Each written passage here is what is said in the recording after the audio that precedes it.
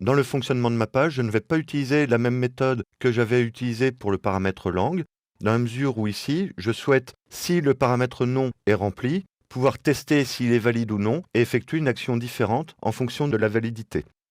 Donc ici, je vais rajouter une condition, if pregmatch, donc mon expression régulière,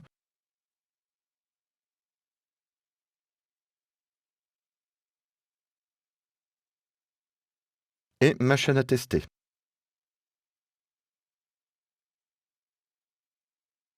Donc si la chaîne à tester correspond au pattern de l'expression régulière, on a vu que le résultat renvoyé serait 1, donc le if vaudrait true, et on rentrerait dans la condition. Sinon, on rentrera dans le else.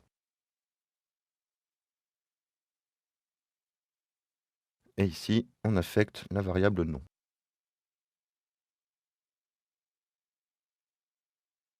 Et dans le else, je vais prévoir une variable qui contiendra le message d'erreur, donc $erreur non, et je vais placer le message d'erreur dans une div, à qui je vais donner un style particulier, une couleur rouge.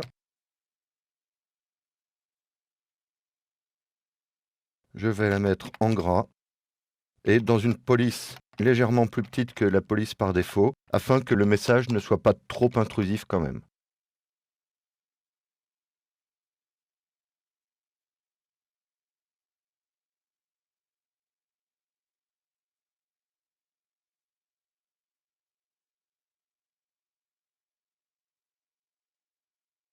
Alors ici, je vais commenter ces lignes-là. Et donc, il va falloir que j'initialise aussi mon message d'erreur avec une chaîne vide. Alors, pour revenir à l'expression régulière, je vais la détailler un petit peu. Une expression régulière se trouve sous le format d'une chaîne. Ici, j'ai mis comme délimiteur de ma chaîne des guillemets, puisque je vais chercher une apostrophe, donc ça m'évite d'avoir à l'échapper. L'expression régulière en elle-même est entourée par des délimiteurs. Alors, habituellement, ce sont des slash. Vous pouvez aussi retrouver fréquemment des dièses.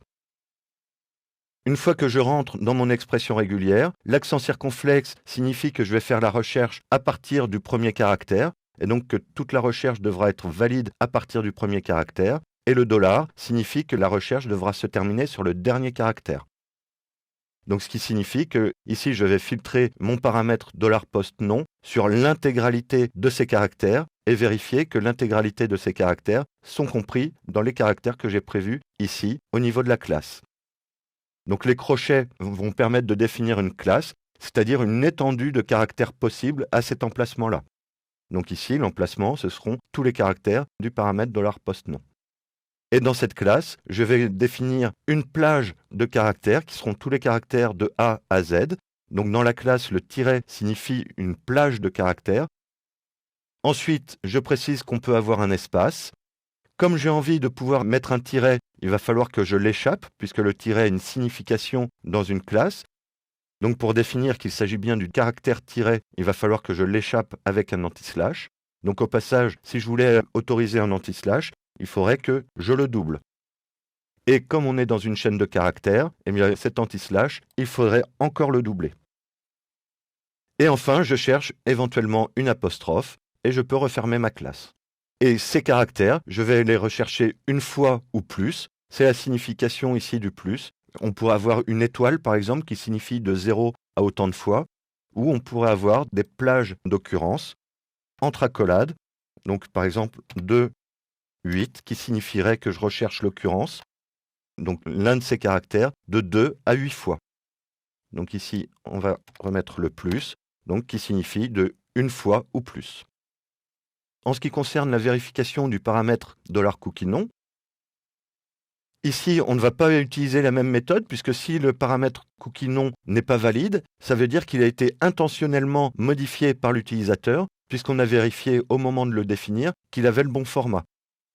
Donc là, on va juste rajouter cette condition avec la première condition, et ce sera amplement suffisant. La dernière chose à faire, ça va être l'affichage dans ma page du message d'erreur.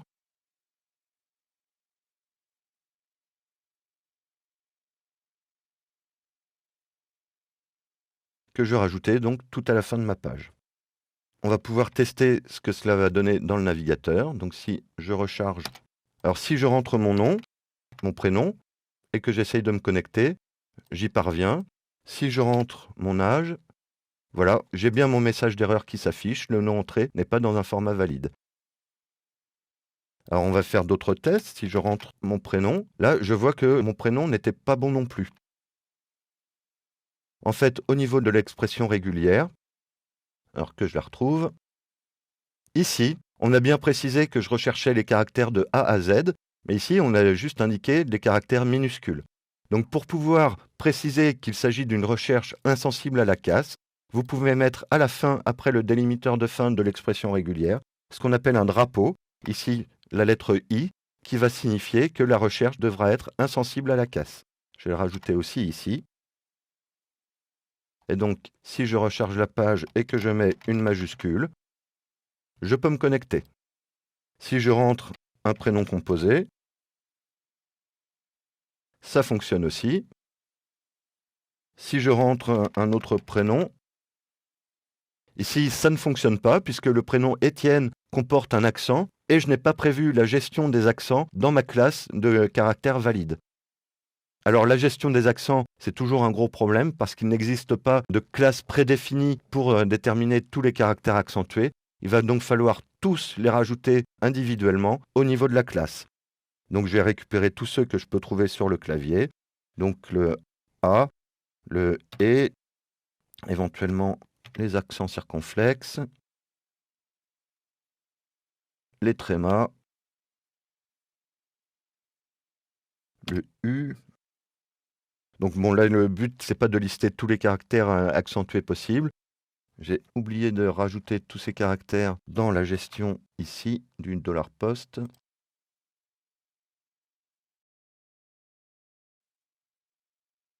Et voilà.